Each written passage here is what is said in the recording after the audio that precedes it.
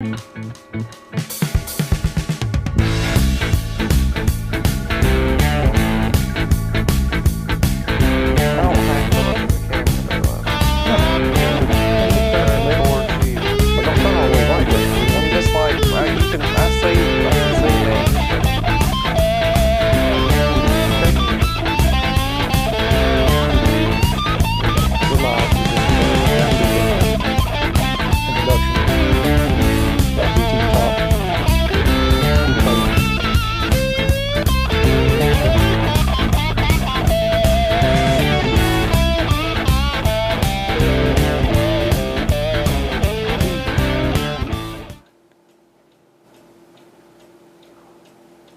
hello, I'm Jerry McKee, and welcome to Prime Time on Monday night. It is 7 o'clock. Just missed the clocks going off, but you'll hear them later on through the broadcast because we got all these clocks in here. We got a special treat for you tonight. We got Katie Adams here, and she's going to tell you her story. It's a little bit unique. You've heard a story from another person that had similar situation, and we're going to talk about drugs. We're going to talk about addiction. We're going to talk about abuse. I'm going to tell you a little bit about the difference in between, because there is a difference in between, not much, but a little bit.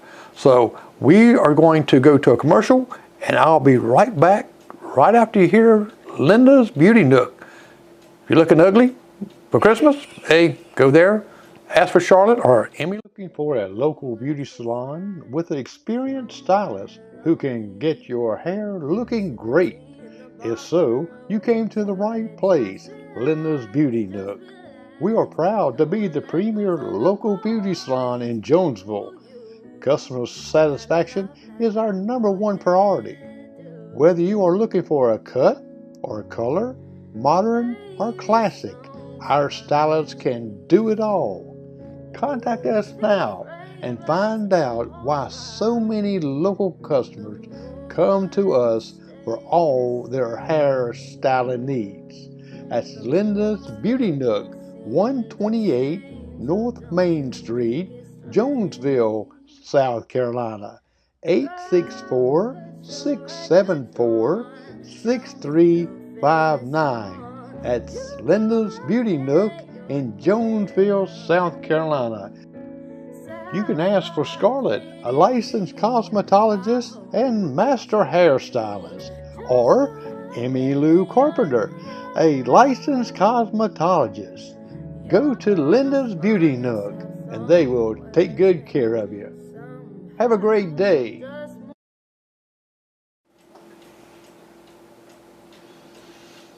Okay, I'm back. If you heard me through the through the commercial, apologize for that. I just have to run it back and see. Shouldn't do that things, but you know how it goes. Technology and fat fingers don't go together. Well, let me introduce you to, well, that ain't going to get it there. Let me just, look here. And here's Katie Adams. How you doing? I'm good. How about you? I'm doing real good. And thank you for coming on. And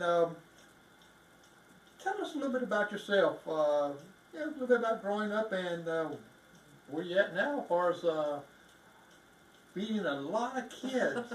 Oh man, I thought having Jerry's kids was a lot, but you're feeding a lot of kids. Yeah, I'm just a backwoods old country girl. Backwoods. Yeah, backwoods. I grew up at off Bay Ridge Highway on a small farm, and now I am a certified manager of the cafeteria here in Union at Sims Junior High School. We serve about close to 530 kids a day, round and about. Wow, that's a lot of children. It is. This is my first year as a manager, but I've been with the schools for 6 years now, and I love my job. I mean, you're not in it for the money or anything like that. You're in it for the kids and what you can do for them. Now, do you have to cook breakfast too? Yes. The door open. Okay. She said your audio's not on. Working. Let me see here.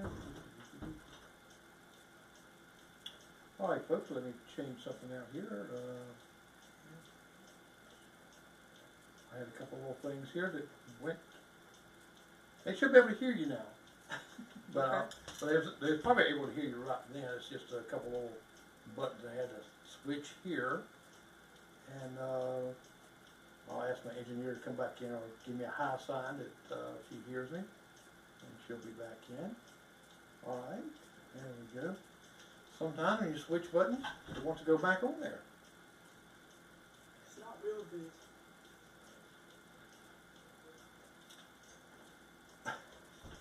All right, let me make sure.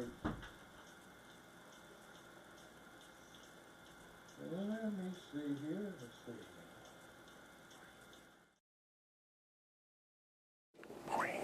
All right, I bet you can hear me now real good. I gotta get new glasses. There you go, I can hear it out here now.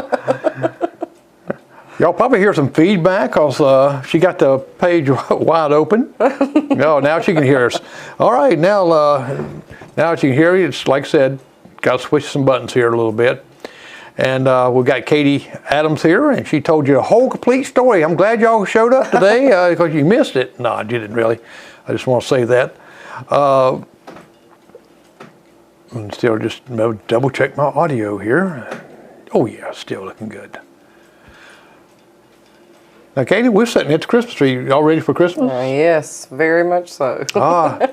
Me too. See, I do something different. I have all my Christmas done in January for the end of the year. That's good. Yeah, that's smart. That way you don't have to do it throughout the year. Right. When I told the wife that, she just kind of looked at me funny and says, "Well, I don't see nothing." I said, "Exactly. Not buying nobody nothing. So mine's done." That's an easy, cheap way to go. It is, it is. And we can blame all this on the Grinch. Yep.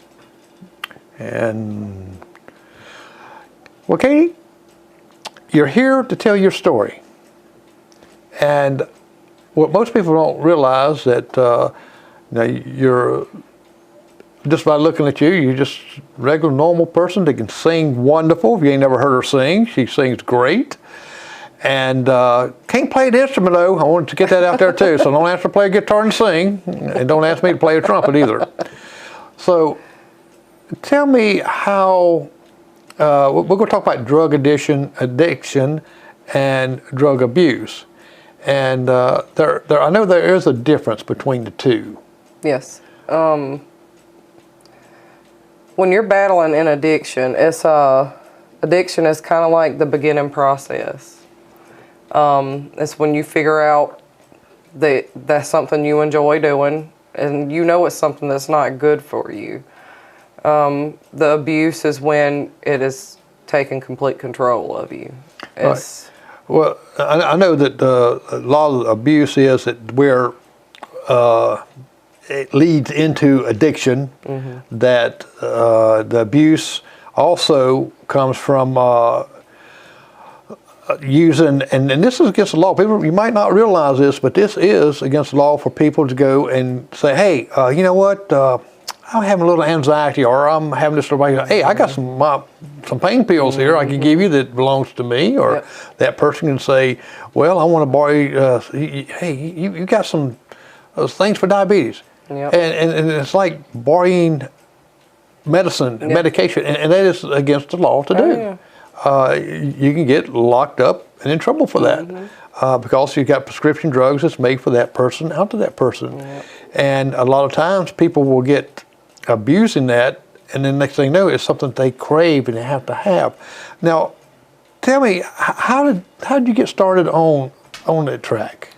When I was about 12 years old, I had hung out with some, I wouldn't say just rough people because they were all kids too, but one of my friend's older brothers, they had marijuana, and that's where it all started. And so that was my first. Now, how old were you? 12? I was 12. Wow. That was the first experience with it. And then when I turned 15, I really got into dabbling in different kinds of drugs, pills, pot. I drank. Now when you started at a young age, like at 12, that kind of blows my mind a little bit like that. But nowadays, it's not uncommon. It's not uncommon. My years growing up, I think I was like 16 when I first took my big drink of MD 2020 and my last drink of MD 2020, which if people don't know, it was kind of a cheapest wine that you can possibly get that we can put out for like 98 cents to get a whole bottle. Somebody had to buy it for us though. But being that young, did you have, hanging around other kids, did you have peer pressure to do this? Oh yeah. Oh yeah, and it wasn't from the kids my age. It was from like their siblings, like their older siblings and stuff, that would introduce us to this stuff, and it's very common now. It's very, very common now. Now, when you when you first took that step, was it an older person that really kind of, yes, hey, it's going to be fun, it's a party? Yeah. How did he approach you to do this? Because you know what was right from wrong. Well, at that age, you're very moldable. Yeah. And when you're influenced and you're in a certain like group of people, it is very easy for you to say, okay, well, everybody else is doing it, I'm going to do it. And it's really coming from not having a strong enough mindset for yourself. And now that I'm older, I know that. If you don't have your own mindset, if you have the mindset of a follower, anybody can get you to do anything. And it's not really on them, it's on you. Right. And that's the reason I'm asking you more questions about being young, because you work around younger people and you can see some things, and parents that's going through the same thing with their young kids, they can talk with you and to get experience of it, of what you went through, because if someone can counsel you that's never took drugs or never anything like that, they really don't understand quite much about that. Now, a lot of people say that marijuana is not addicted. Now, would you did that have a stepping stone to something else?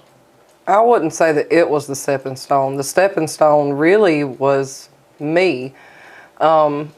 People are different, and if you have an addictive personality, whether it be for a soda, you know, if you know what I mean, anything can be an addiction. Chocolate. Yeah. I mean, it's really what kind of mindset you're in. And I was, from the time I was 12 until I was 24 years old, when I found out I was pregnant with my son, I was a horrible addict, like on and off. It was pretty bad. How did, at the age of 12 and around that young age like that, how did you hide it from your parents? It was just an occasional thing. It wasn't an everyday thing. It was just like randomly, maybe like once a month or something, if I went to that person's house. Okay, so was it just a person there, or is that was someone maybe you was hanging around with more, or and because that's what young kids do now is they get in with the group, and that group is doing it, and you don't want to feel uncool, right? Yeah. And it's pressure to it. And like I said, it doesn't fall on anybody but yourself. And the first thing about realizing that you have a problem is realizing that you are the problem. You know, you have to make that realization for yourself. I tell a lot of people all the time, you know, I won't, if they need somebody to talk to, I will talk to them. I'm not perfect by no means, and I'm still a human, but I am so much more further in life than I ever expected I would be, and that's all because God gave me a second chance. Right. Well, I know myself as how did you feel when you first, was you scared when you first took, say for instance, even your marijuana, was you scared to see what it was going to do? Was it going to freak you out? Yeah, you're scared, but when you're that young and your mind's just open to whatever, you push on through it. Well, I guess when you did you watch someone else do it first, and say, well, okay, they're safe. You know, it was just like everybody was laughing and having fun, and I'm like, okay, maybe I'm gonna try it. It doesn't take much. I mean, when you're a kid, that's all you want to do is laugh and everything to be funny, silly, and all that. And so that was my drug of choice from about 15 until 18. So when that being a drug, of course, I think even for myself, because I've took drugs before years and years and years ago. Younger than you have, I knew about marijuana. Of course, the drugs now are totally different from back when I was growing up. But we did have the marijuana, and I think that was one of my first drug. And I think most of the time it is. And I know people say it's a gateway, but it's all up to you. Well, yeah, because I don't see the marijuana as being a gateway to it. I mean, like I said, you can be addicted to anything, cigarettes, or I think you can be addicted to cigarettes more than you could to marijuana. Quite a bit of it, but with my experience, did not experience it. Oh gosh, I got to have that marijuana. I got to have that right there. But it's more of a recreational going out and drinking, which is another addiction. But you know, we kind of sometimes look at that as a stepping stone in different mindsets. So we'll come back and talk to you about the next step after the marijuana, right after we hear from our sponsors from up in Jonesville Way, Linda's Beauty Nook. Are you looking for a local beauty salon with an experienced stylist who can get your hair looking great?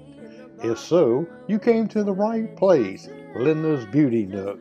We are proud to be the premier local beauty salon in Jonesville. Customer satisfaction is our #1 priority. Whether you are looking for a cut or a color, modern or classic, our stylists can do it all. Contact us now and find out why so many local customers come to us for all their hair styling needs. That's Linda's Beauty Nook, 128 North Main Street, Jonesville, South Carolina, 864-674-6359. That's Linda's Beauty Nook in Jonesville, South Carolina. You can ask for Scarlett, a licensed cosmetologist and master hairstylist, or Emmy Lou Carpenter, a licensed cosmetologist. Go to Linda's Beauty Nook and they will take good care of you. Have a great day. All right, we're back and we're talking to Miss Adams here, Katie, and we're talking about drugs and our steps from marijuana, and we're going to talk to her about what was your next step. What drug that you started taking next? It was pills. What kind of pills? Lower tabs and Percocets were like some of the first that I had tried, and now, did you have like some people get those? I guess if they get hurt or something other, or back hurt or something like that. Was it that, or was it just... the people that I knew people, and you could just get them. Okay. A Klonopin also, and then all of that actually escalated to like Xanaxes, which is nerve medicine. But when you're abusing those, it turns into, there's a lot of things I don't remember. It gives you a feeling of just, you're out of this world. And when you're battling those demons, it's very easy. How many would you take a day to say Xanax? Which one was more powerful? I mean, the Xanax was. The Xanax was. How many of those were you taking a day? Maybe 2. 2? And it wasn't daily. It would just be maybe like twice a week. Okay. Whenever I could get my hands on them, you know. Now, was it very costly? Yes. Yeah. I don't even know what the price of them even now is. I wouldn't know now. Yeah, I know prices, like everything else, goes up. Drugs does too. Inflation on drugs. Yeah, and it does. You know, and inflation hurts. It's people can't. The groceries go up. They can't afford marijuana. Okay. Because you're gonna eat everything in your house. Yeah. So right. that's what I'll tell everyone anyway.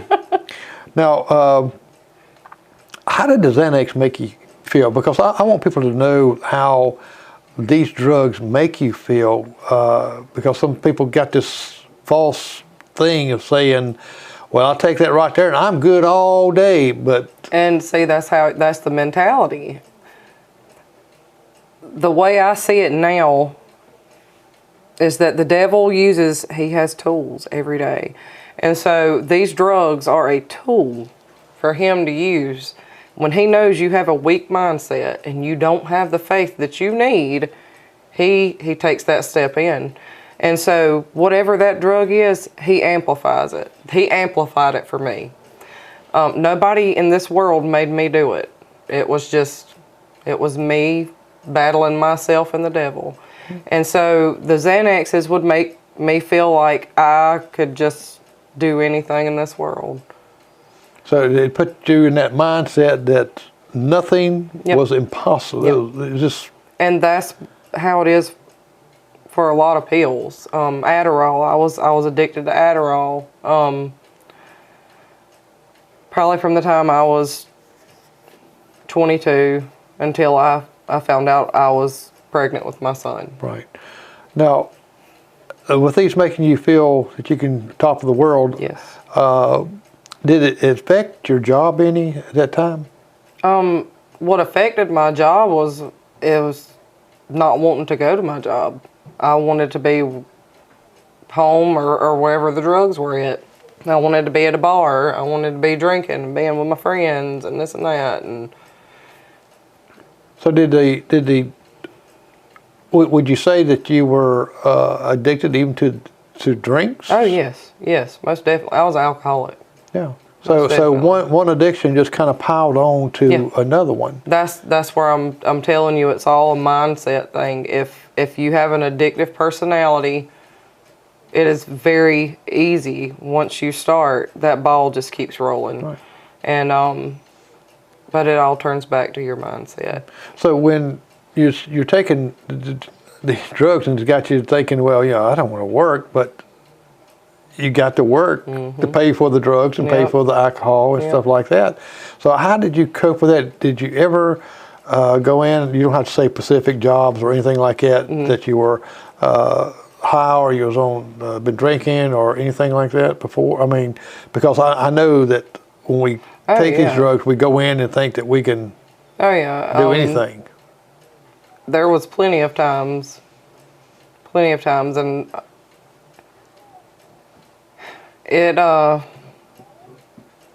it's now that who I am, it's very embarrassing to know that I would still be able to get up. I would drink all night and do drugs all night, and I would get up and go to work hungover and still having the effects of everything that I had done.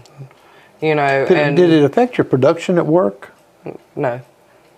Didn't because the drugs that I did, you have uppers and you have downers. Okay. And what that is pot, marijuana, it calms you and slows you down. It's a downer. It's a downer. But when you have Adderall or Xanaxes, which Xanaxes are a downer also, but it just depends on you. The Adderall is what I call manufactured legal meth.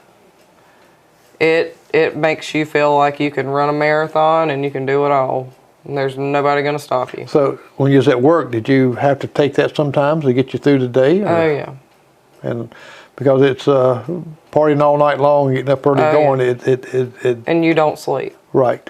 You don't sleep. Well, I know my younger days like that, and I used to go to work sometimes that way that, matter of fact, we had a party at one job, and we kind of friend of mine. We drunk quite a bit, and smoked marijuana and all this right here. And then they asked us to drive a vehicle, and I drove a big old truck to another town to make a living. We weren't supposed to be doing that, and they said you're going to have to do it. So me and him takes off, and we didn't need to be on the road. Yeah. But to me, and you've probably been there too, that this don't affect me. I can drive. Yep. And have you ever done that? I mean, there's plenty of times I really have no idea how I got home. Yeah, and it's so scary nowadays, isn't it? It is. To look back on those times that you've done that. You're thinking, it is. Especially when you get, how did I get home? Yeah. What did I do that night before? And take it, if you ever have your friends tell you, say, oh, you did this and this right here, and you're thinking, oh no. Yeah. Oh yeah. There was plenty of times I woke up with a busted lip, or and not know what happened. Now, as you was growing older, would you living with your parents then, or did you move out? I had met my son's father before that, but I'll just go ahead with this one. I had met my son's father, and we both really grew an addiction together. I was raised up in a Christian home. My mama and my daddy both, like, they made sure we were at church. My mama always just showed all this love she could, and I pushed away from everything. And so see, that's a good point that you're bringing out there, because a lot of Christian families, when their son or daughter is going through this, they don't seek help because they are ashamed, because they're church and they belong to the church, and we don't want the church to make us look bad because we're not raising our children right, and they get the mindset of that, and they pull back and close that door when and it affects them too, doesn't it? Oh yeah, it does. It affects everybody around you that loves you. My mama, I know, and my dad also, my daddy, I know my parents, my grandparents, my sister, I know that they prayed me through every bit of it. I should have been dead a long time ago. I've been in many drug-filled, abusive relationships, mentally and physically, and it's not something that I want my child to go through. So I'm now not afraid to talk or tell my story, because not only do I want my child, and I hate for him to know stuff, but I want him to know where I came from. I'm the only person who chose my path. Nobody made me do this. I chose the path, and I thank God every day, because I know even every black eye, every almost overdose I had, every bad moment, it all led me back to Jesus, and it led me to be able to be a mother to my son. Well, that bringing you back to God, bringing you back to Christ, that's implants from your parents. That's right. and growing up. Now, you mentioned your sister. Did you ever try to say, hey, you need to try this or anything? Lord knows, she would have punched me in the face.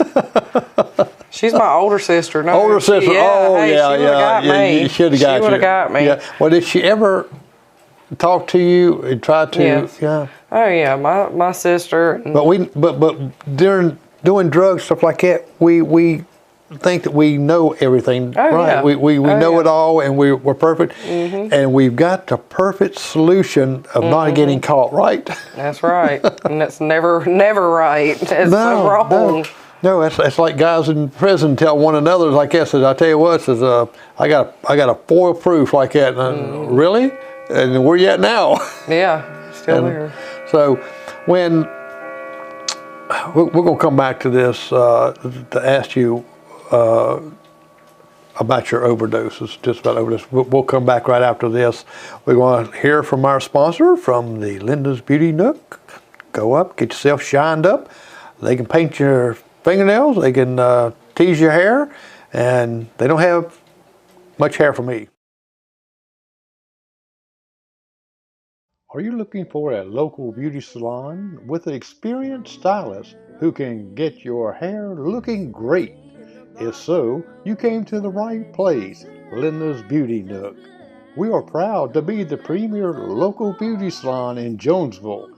Customer satisfaction is our #1 priority. Whether you are looking for a cut or a color, modern or classic, our stylists can do it all.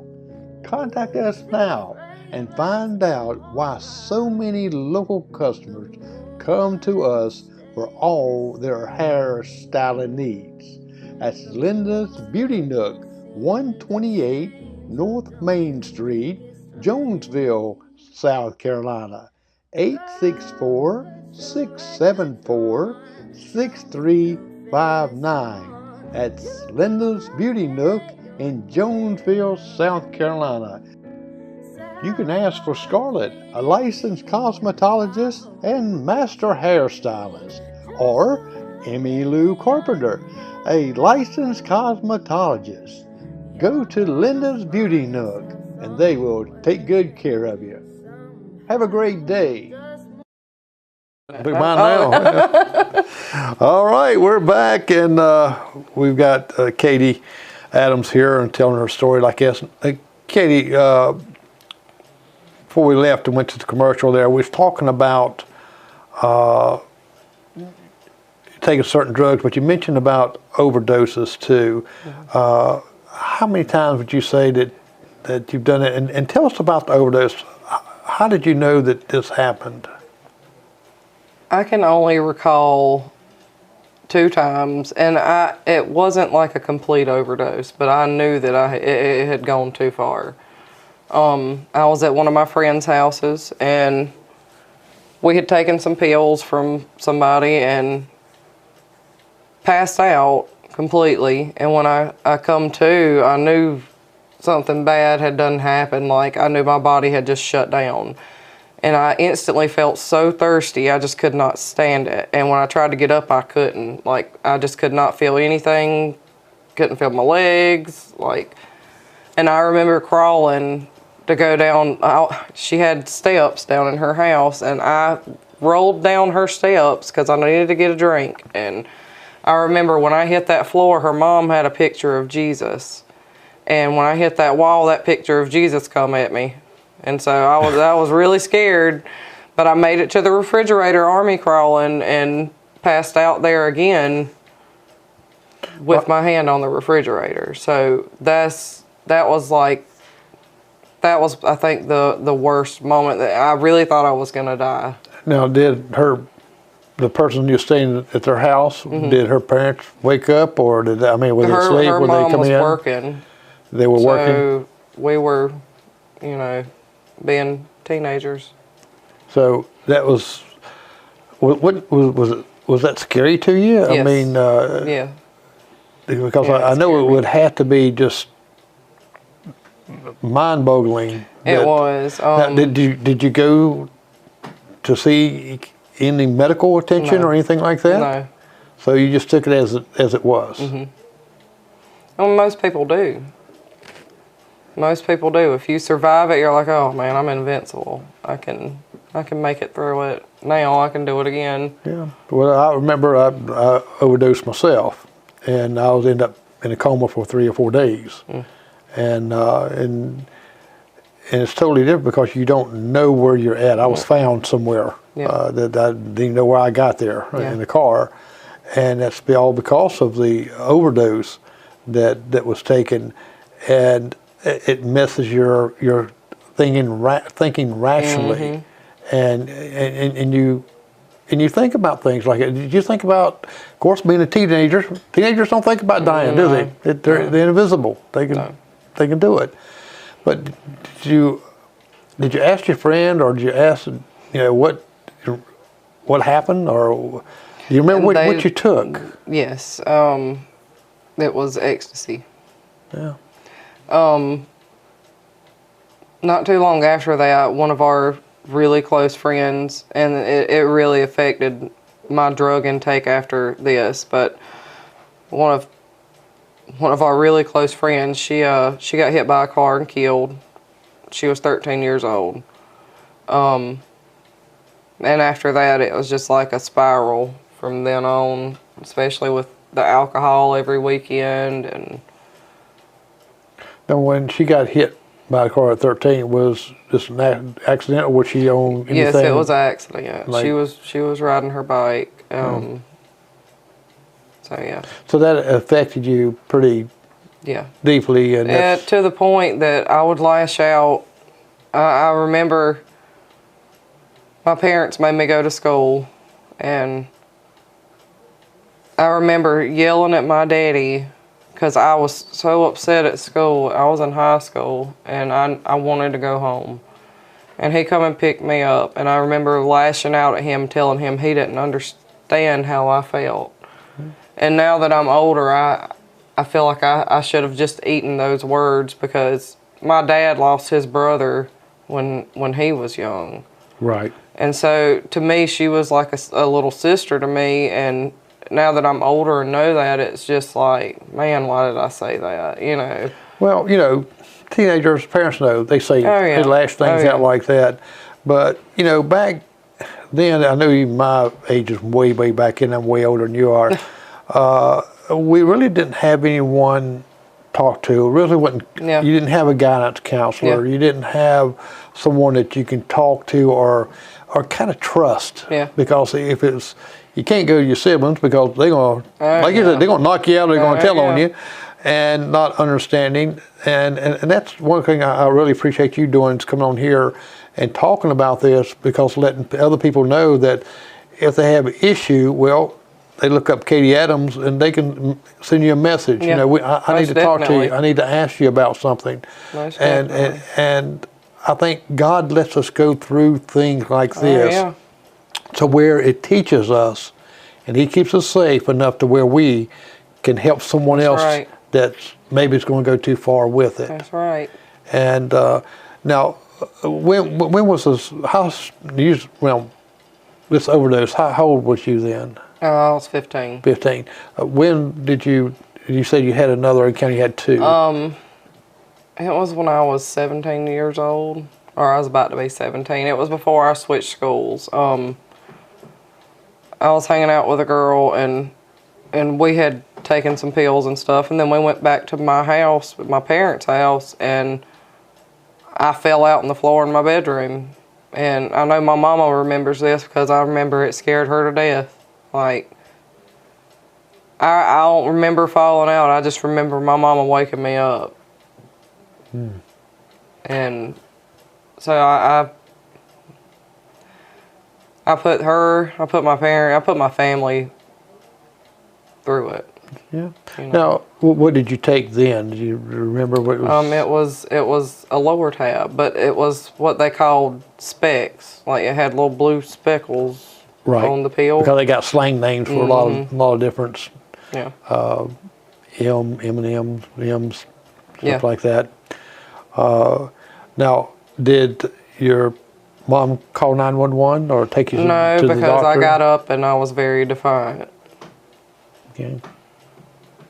And now, we talk about our parents, and when we're at that age and you're doing drugs, we don't think about them, do we? We don't think they're the ones that we love, how we hurting them. Only thing you kind of think about is yourself, right? Well, you really don't even think about yourself. You don't care about anything. Yeah. Nothing. It's just like you're a vessel walking on the world, just to be doing drugs or chasing that high.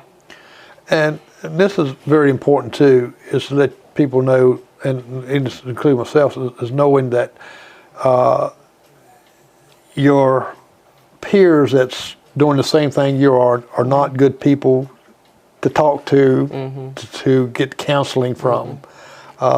When they're no longer addicted and gone through counseling themselves and off of this, yes, but they're not a good person, because the only thing I'm going to tell you is, hey, you'll feel better, take this, right? Yep. Did you ever have that conversation with some of your peers that was doing the same thing? Said, if you take this, you'll feel better, you'll do this and do that. Oh, yeah. And, well, when did you realize that you started, that you really had a problem? Oh, man. I knew I had a problem when I was 18 or 19 years old. It really started to set in, but at that point I felt like I was too far gone, and I just wanted to keep on going the path I was going. Now, was there something inside you that, I know some have depression.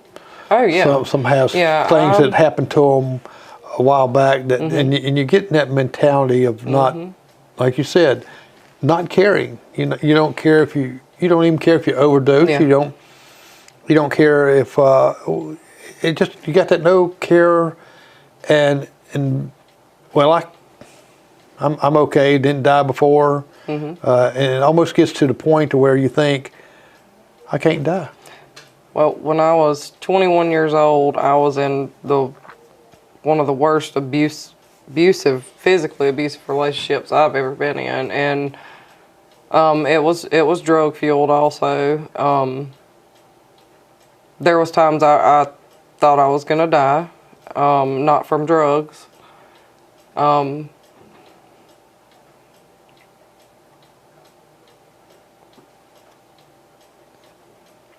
Sometimes I wish during that time, I would wish that I would try. I would try to overdose just to be able to get out of that. Now, was then your spouse then, was he on drugs also? Yes. So and that's a bad combination. Yeah, very bad. And I've never really spoke out publicly about, I've spoke with other women about this, but not publicly. But the day that I finally decided I had to get out of there, I fought to get out, and I did. I got out. But after that was another turning point of, well, the mental abuse kept on going after I left there and got away, and so the drugs just kept on rolling in. And when I was 22 years old, I met my son's father, and we met at a bar. I was playing in a pool tournament, and we started smoking pot together and stuff and talking, and ended up dating, and that's where he introduced me to meth. Right. And it was just an occasional thing for me at first, and then it become an everyday thing, because he would have it every day, and I'm here, you can have some, and I loved how it made me feel. And that's what I hear from a lot of, and I've talked to a lot of meth addicts in Greenville. I get called out in the middle of the night sometimes. They come up to me, I talk to them, and I have questions for them, because I want to learn why that you're doing this, and that meth is very addictive. Oh, yeah. I mean, I'm just really shocked that of the people that overcome that, because it takes some willpower and God power. It was to all get God you power for me. to get you out of that. Now, when you're taking this meth, it had to affect, of course, your relationship. Oh yeah, it makes you, after you don't sleep at all for so long, you hallucinate, and you start hearing things, and you start stealing, because it's like you see $10 laying around over here or whatever, and it's not yours. Oh, I'm gonna get that because I need it. I need it so I can get that. Right, because meth was cheaper, wasn't it? Oh yeah. And now they got all kind of other drugs that destroys the minds, and meth is one of them that can do that if it's long enough. Now, when you was taking it, I know that people around you had to know that you're on something. Oh yeah, they had to. I lost so much weight. I'm not a small girl at all, and the day I found out I was pregnant with my son, I weighed 174 pounds. So like for my body stature, I looked sick. Everybody knew, and I kept telling myself that nobody knows. Nobody knows that this It's is even going in your on. face, because it changes your whole face. Oh, yeah. Because I've seen some before and after like that, and yeah. it changes drastically. It is like being possessed by a demon. And that's what I will compare it to. Yeah. Because that's what it is.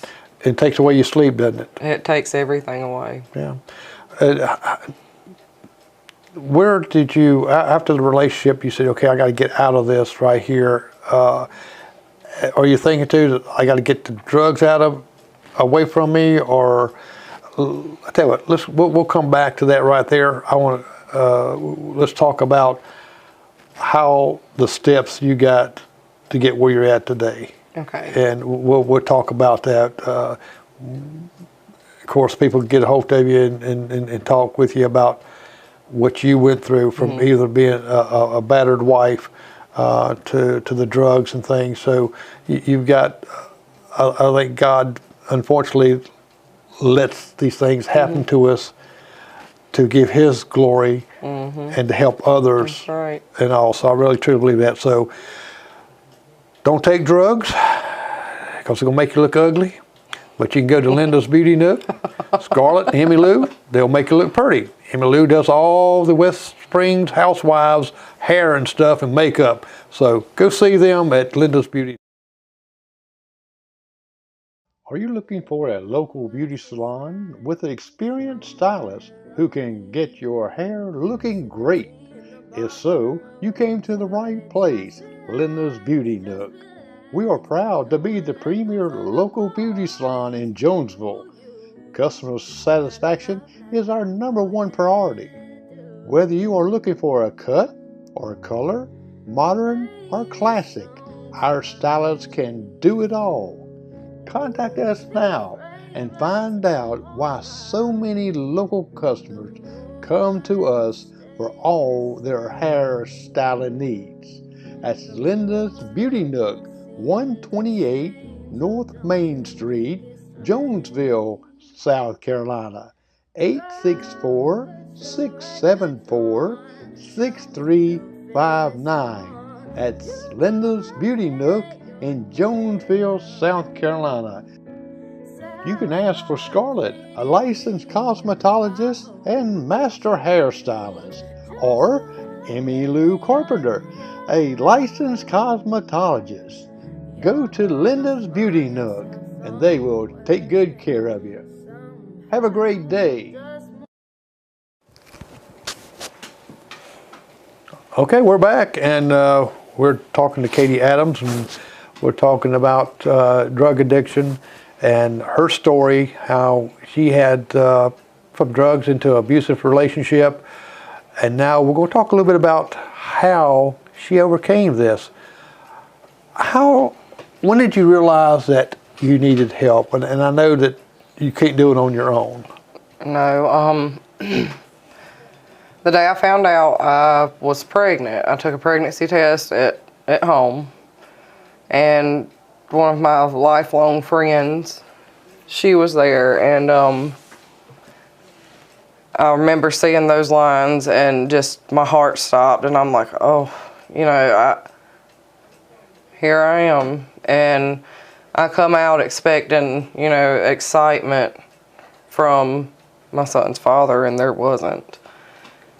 And when I went to the doctor and I heard my son's heartbeat, that's when I knew. That's when you knew you had this. I knew. That life inside of you was your responsibility now, wasn't it? And I make sure I get on his nerves, but I tell him all the time, you know, you saved my life. That's what parents are supposed to be. Yeah. We're supposed to get on the kids' nerves. Yeah. Yeah, I get on mine all the time, especially some of these crazy videos I do. Where did you go get help? I didn't. You didn't just did it on your own? I didn't. Did you have times that you just wanted something so Oh, bad? yeah. How did you resist some of these withdrawals and things? Because you got a lot of strong-willed people that says, well, I don't want to go to these counselors. I don't want to go into a rehab center because they got rules. They got all this right here, and the people might think I'm crazy and stuff. It was like God flipped a switch. So. It was like a switch was flipped for me. And it wasn't like a overnight flip. It was he gradually kept giving me, he would give me enough willpower to just press through. And then eventually it was like he was building my strength up for me to be able to stand on my own 2 feet. Okay. Now, when you went to the doctor for pregnancy, and did you let the doctor know? Yes. And because I know some medicines they have to give you that they can't give you because of you on that. What did the doctor say? Did he just check and say, well, you keep doing good what you're doing? Well, they would, like every time I would go to the doctor, they always checked your urine to see what your sugar levels and stuff is. And also, if you were a drug addict, I'm sure that they tested it. Now, whether they did or not, I don't know. But I would assume that they did because I was completely honest with them when I went because I was so scared. I was scared that something would be wrong with him. Right. Because a lot of times when taking drugs like that can cause birth defects. And I've seen him, there's no birth defect there. No, there's not. He don't he's miss an old boy, I tell you. Now, when was it that you sat down, or did you ever sit down with your parents and say, look, I was a drug addict? They knew. They knew? They knew. They knew. And there's no way that they couldn't have known. They just didn't know exactly what. Right. Do you ever sit down with them and talk to them and say, I no longer do this? Oh, yeah. Especially in the beginning stages, saying, look, my life's changed. Because I know that during you're doing the drugs and things like that, that you didn't go to church, and now you're a devout Christian in the church. And how did that feel walking into the sanctuary? The breath of fresh air. Yeah. Once you get that feeling, there's no other high that can top the feeling of being completely free from any chains in this world and knowing that Jesus set you free from it. But it's very overwhelming. It's very powerful, wasn't it? Yes, it is. Well, I know that, especially when people say, you know, you're free from addiction, you're free from the devil getting onto you and just holding you there and say, look, you can have one more, you can have one more. It's okay, it's not going to hurt the baby, it's not going to do this. And you battling that, plus the addiction is very, very difficult. Oh, yeah. But I can imagine, because you wasn't going to church between the relationships and that you had to get out of abuse like that, so you was kind of away from all that too. And to go back as a free person, that you know that God did that for you. That's why when you know, people ask you done it on your own? No, I did not. I had the best counselor I could have ever had. You know, but and you had a lot, and I know with your mom and dad in the church, they were praying for you. Oh yeah, oh yeah. A lot of prayers. My mama, I'm sure she probably burned some holes in the floor with her knees. Yeah. You know? And that goes to tell you too that sometimes prayer is not instant. No, it's not. And God wasn't through with you yet. He had to let you go through these things, because probably if he took you a little earlier like that, you probably said, well, I can just go back home later on and stuff like, you know. But I think he let you go through some things. I do too. I've told my family this. I've told my fiance this. I know that he allowed me to go through stuff because some part of my story might help somebody else. Right. And it might lead them. A saying that me and my fiance both have is just plant seeds. Right. And that's part of planting seed. Life is to me. Life is planting seeds for others to see whether it's going to grow weeds, whether it's going to grow beautiful flowers. that's right. And not saying that not all people can just get through without counseling. No. C4 Ministry is a great ministry to go to there. Bill Randall been on my show here, and he told his story, and so it's people that God uses this way to get other people. But counseling, sometimes we need it. Yeah, most definitely. We see a lot of people that do need that because they don't have that willpower. Yeah. Maybe never had God in their life. No, and once some people are so far gone, my son's biological father, he was a heroin addict. After this escalated for him after he hasn't been in my son's life since he was a year old, and that's his choice. And which, in a way, for me, the way I look at it is that and I tell my son this, I've told him this for a long time, he knew he wasn't going to change for him. And so that was the best decision that he could have ever made for him, was to not be in his life. Right. Because you're not thinking rationally, and the safety there. And it's sad, and everyone can be helped. I don't think there's not a person out here that cannot be helped. But it's if you want it. You've got to want it, because I've seen them go into rehab and stay there a week or 2 weeks, come out back on the same thing. You've got to change yourself. You got to change your environment. You got to change friends, right? Yep. And I imagine you probably don't see some of the same that you've seen then. No, yeah, I mean, I might see them every now and again, like at Walmart or something, and I don't look at them any different because you've been there. I've been there, and like I said before at the beginning, it's all a choice, and it's your choice. I don't hold nothing against anybody because it was me. Yeah. Yeah, it's kind of hard to blame somebody, isn't it? That's right. Yeah, well, it's easy to do it. But, it's easy. But and I've seen people that do this. And when I was brought up this way, I was brought up family abuse, and I can see things happen like that. I can see where they turn to the bottle or turn to drugs because it kills the pain. Yeah.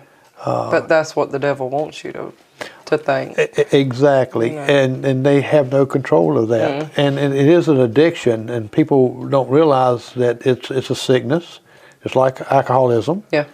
And when you get into that addiction, it's like people that smoke. For instance, they may not do a bit of drugs, but they smoke, and they get addicted to cigarettes.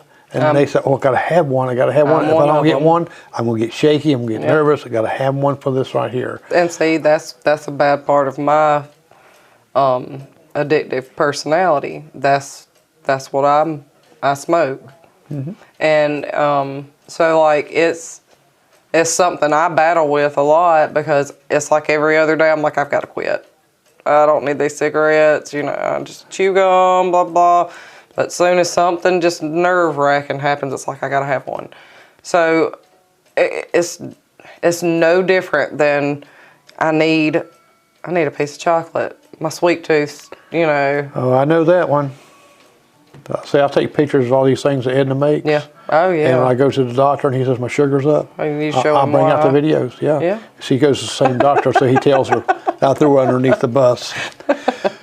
Well, Katie, it's getting at the top of the hour. And I really appreciate you coming and telling your story, because it's not easy. People think it's easy to do, but it's hard to sit there and tell people the sin and ugly in your life. Ugly. But in this situation here, it's going to be a help and blessing to someone else. I hope and pray. And through the show, we don't know who it might be. It could be somebody God don't want us to know who it is. And just by something that you said here. So you keep up a great work. You got a fine young boy there, and a texting from New York, up north with his fiance, an urban cowboy, right? But kind of teasing her. He's sitting over in the corner. He don't want to be on camera or nothing. But well, thank you very much for coming. Thank you for letting me be here. You're welcome, and it's here and here. All right, you've been listening to Katie Adams' story, and I hope that you get some information from that. Next Monday, all right, I want you to get your kids up and watch next Monday. Santa Claus is coming on my show. So kids, you can call and ask him any kind of questions. I got a bunch of questions to ask him. So he's going to find out if I'm on the naughty list or not. So I got to watch my questions. So that's next Monday at 7 p.m. Santa Claus is coming to town. I'm Jerry McKee, and thank you for watching Primetime with Jerry McKee.